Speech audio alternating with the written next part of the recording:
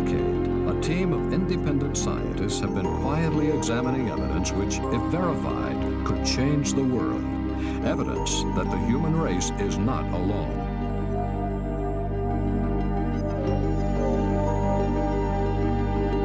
This startling possibility, based on analyses of imagery from an unmanned U.S. spacecraft, was recently presented for the first time to the international community at the United Nations in New York by Richard C. Hoagland, founder and principal investigator of this unique research effort.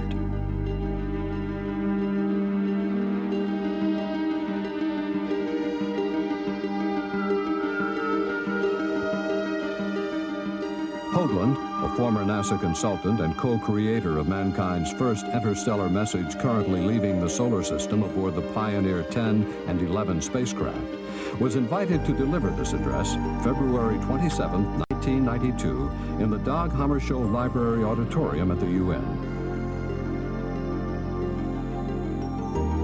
What you are about to see was initially presented to UN delegates, staff, and invited guests.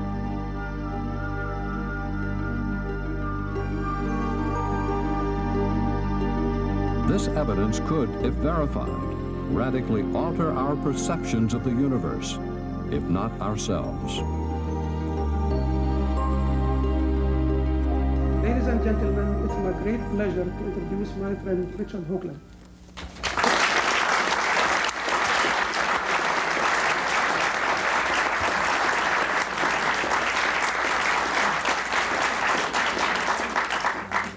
Before I begin, I would like to thank several people without whom literally we would not be standing here and this would not be taking place. First and foremost, of course, Susan Caraban, who had the extraordinary misfortune to look at me in San Francisco a few months ago and say, "Have you ever thought of talking at the UN?" Several other people, David Percy, who is our producer and friend from London, who has now been back and forth twice to do all the visuals in London that you will be seeing this afternoon. He is also going to be producing the video record of this in conjunction with Bill Cody, who is down here in front. I would like, finally, to read to you an excerpt from a letter I received a couple days ago from Boutros Ghali. Unfortunately, due to my absence from New York, I will not be able to join you on 27 February. However, I'd like to seize the opportunity to thank you for the invitation you have extended and to wish you every success in your activities. Please accept my very best wishes.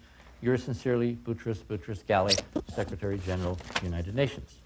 So I appreciate his well wishes, and I hope we can live up to his expectation that there will be some interesting things presented this afternoon.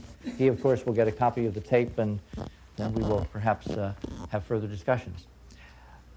What I'd like to do is to begin with some prehistory. This is a very complex, very arcane subject to introduce to people who have never heard of it. It's even difficult to discuss with people who have heard of it. Because we are learning more things, and the more we learn, the more we know what we do not know. One must come at this from a position of extraordinary humility. If anyone had told me 9 years ago, which is how long I have been looking at this and asking questions and trying to get other people to do the same thing. If they had told me 9 years ago I would be standing on a stage in the Dag Hammarskjöld Library Auditorium on the afternoon of a February day in 1992, on the eve of a return mission to Mars to look at potential extraterrestrial artifacts right next door, I would have asked them if they knew Gene Roddenberry, because he needs good script. I'm going to be mentioning Gene, my dear departed friend Gene, a little later, because he too had a small piece of the puzzle and a role to play, and I hope to show you what that role has and might be in the future. But the images that I'm going to show you were taken 16 years ago, in 1976. Unmanned Viking mission, 4 spacecraft, 2 orbiters, 2 landers, went to Mars officially to search for life. But of course, we never expected we'd find anything of the caliber of what we're going to show you. Just to demonstrate how the information conduit can get mangled, there are a number of members of the press here, and there was a kind of a hurried conference up in the front hall with people who were representing the UN Department of Information, because apparently they have been getting a lot of calls from CNN and ABC and other networks and other news media asking if there was a man from Mars speaking here this afternoon.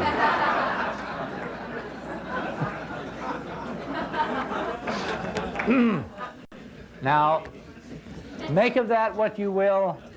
At the end of this presentation, you may be the judge and decide. We now have a set of data so extraordinary that it demands, in the venue of any decent science, simply testing the hypothesis. The problem is that there are some folks in NASA in charge of the next mission going back, specifically that camera I referred to, who seem less than overwhelmingly inclined to perform the simple test. They will not guarantee, strange as it may seem, that taking new pictures is on the Mars Observer agenda. They use words like luck, and if we're, lucky, we may get one picture in 2 years. Well, that, to my mind, and the mind of my colleagues and other people in this investigation, is simply not good enough, given the import of what you're going to see. So in that light, coming to the United Nations, speaking to staff, delegates, and others, and simply asking the international community to look over our shoulders, to be part of an extraordinary adventure, the end of which could be verification, absolute, that the human race is not alone, seemed to me, just in the spirit of the thing, to fall within the purview of the UN mandate and the UN Charter. Then Mohammed, serendipitously, brings out the specific resolution, 33/426. And now we know there is a legal framework. So I am very encouraged that after what you will see this afternoon, and what others will see, and what they will see through the videotapes that are being made, that we will go forward with a spirit of inquiry and verification. And if what we think is there, then truly we will have before us a new world order of the first magnitude. We're talking about nothing more and nothing less than a scientific investigation. The investigation, however, is dealing with the ineffable. It is dealing with a problem which has been uppermost in the consciousness of the human race for many millennia, if not even longer, and that is the human race, this intelligent species inhabiting the third planet of the sun, alone?